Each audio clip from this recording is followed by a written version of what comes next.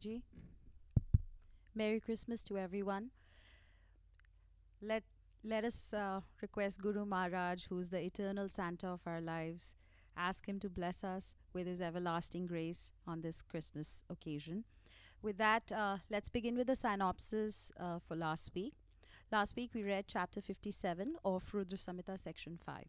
In this, we read how Sanat Kumara narrated the story of how Lord Shiva killed Gajasura, who was the king of demons.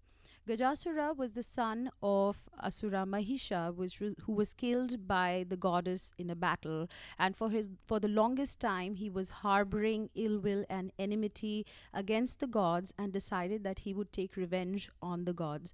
So he went to the Himalayan valley and performed severe penance. His penance was so severe that the entire earth quaked, and also because of that, fire emerged from his head that scorched the entire earth and heaven and all the gods.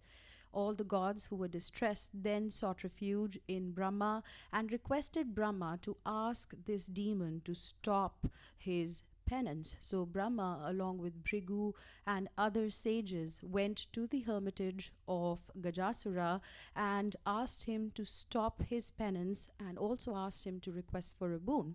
So Gajasura requested Lord Brahma to first make him immune from death from any man or woman who was overwhelmed with lust. He also asked the Lord to make him the most powerful person on in the universe, and also he requested Brahma to let him enjoy all the prosperities. So Brahma granted him the boon and he vanished from there.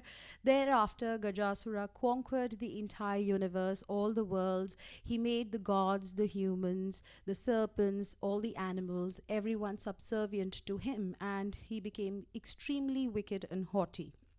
Now, then he went to the city of Shiva, which was Kashi, and started causing distress amongst the people there. All the gods saw that and went to Lord Shiva and told Lord Shiva about the distress of all the people. And Lord Shiva then took his trident and went to the city of Kashi. There was a terrific battle between Shiva and Gajasura, and ultimately Lord Shiva pierced his trident through Gajasura and raised his body like an umbrella. Thereafter, Gajasura sang Lord Shiva's praises, and Lord Shiva was delighted and asked him to request for a boon. So Gajasura requested Lord Shiva to accept his hide, and also one of his phallic images to be named as Kriti Vasheshwara. So Lord Shiva granted him the boon, and all the gods bowed down in front of the Lord and eulogized him greatly and rejoiced as Gajasura was killed. Then Lord Shiva vanished from there, and all the gods went to their respective abodes, and normalcy was attained in the three worlds. Today we will read chapter 58, which is Dundubi Nirhida is slain. Today, Manish Uncle will be reading this chapter in English, and Sunita Auntie will be reading the chapters in Hindi. Jai Guruji, Shukrana.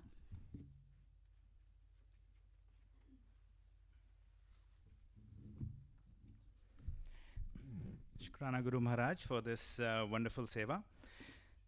Chapter 58, Dundubi Nirrad is slain. Sanat Kumara said, O Vyas, listen, I shall narrate the story of the moon-crested Lord Shiva, how he slew the Deta Dundubi Nirrad. When the Deta Hiranyaksha, son of Diti, of great strength, was killed by Vishnu, Diti remained grief-stricken for a long time. The wicked Deta named Dundubin Nirrad, the uncle of Prahlada, the oppressor of the gods, consoled the dejected mother with the words. After consoling Diti, the king of Detas, an expert in using Maya, began to think of the ways and means of conquering the gods easily. The great Asura Hiranyaksha, along with his brother, has been killed through Vishnu by the gods, the enemies of Detas, employing deceitful means. What is the strength of gods? What is their diet? What is their support?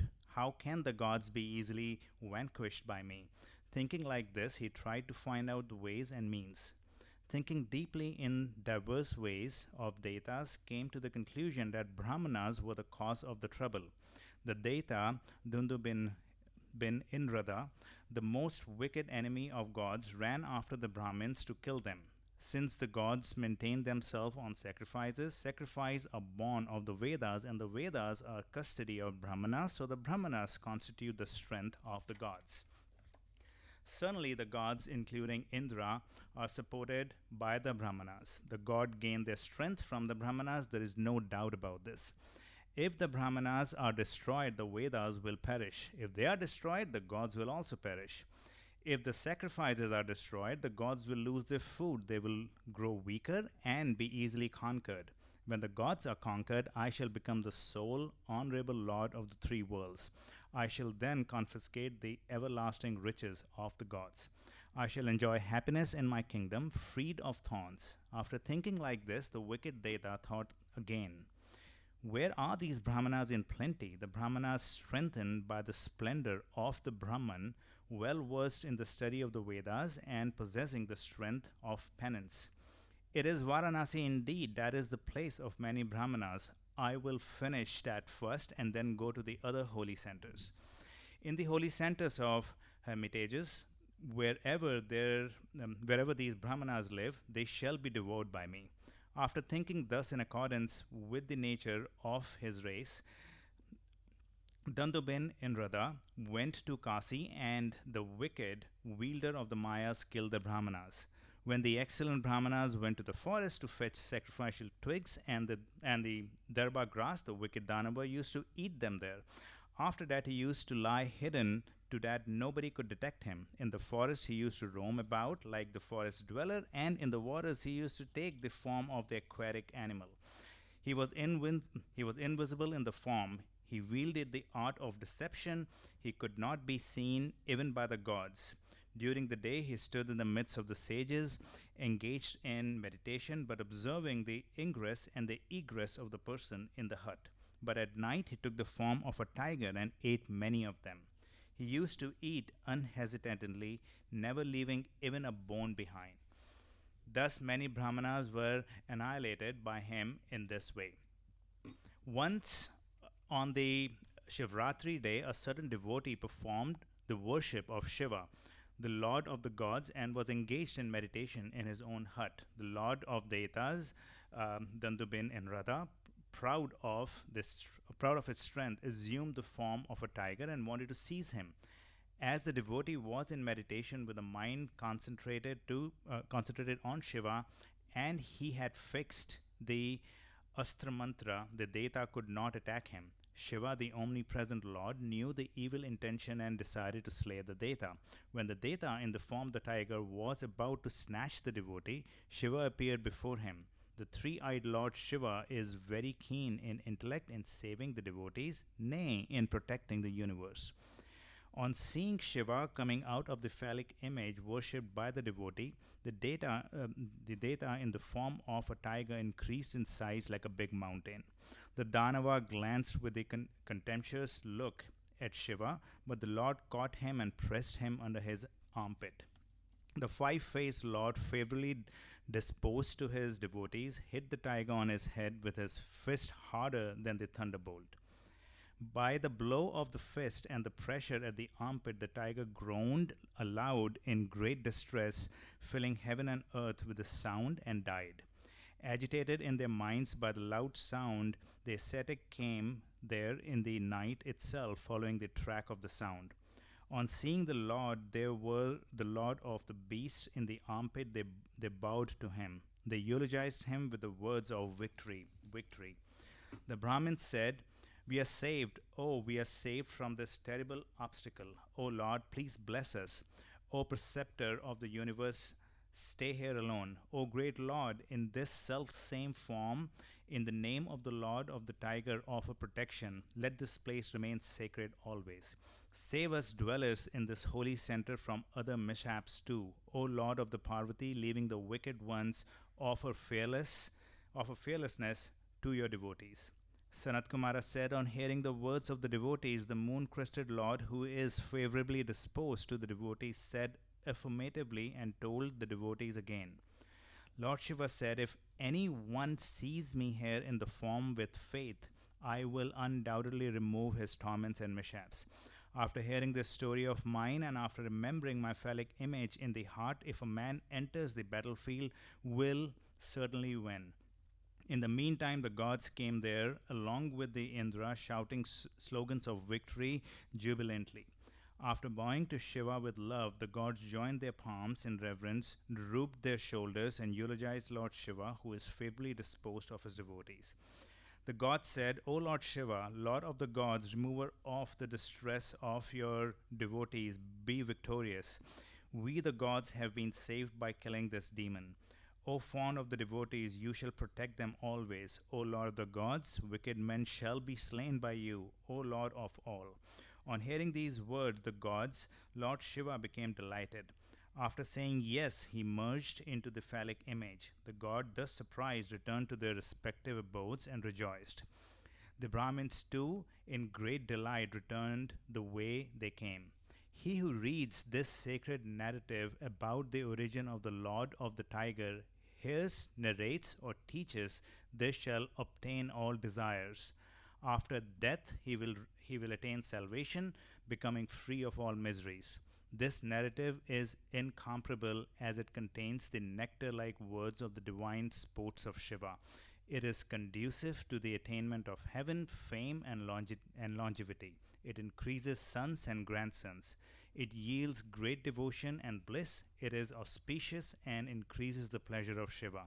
It yields supreme knowledge. It is beautiful and removes all aberrations. बहुत बहुत शुक्राना. गुरुजी कुछ भूल चूक हो तो माफ़ कर दीजिए. Our next reader is Sunita Aunty. She'll be reading in Hindi.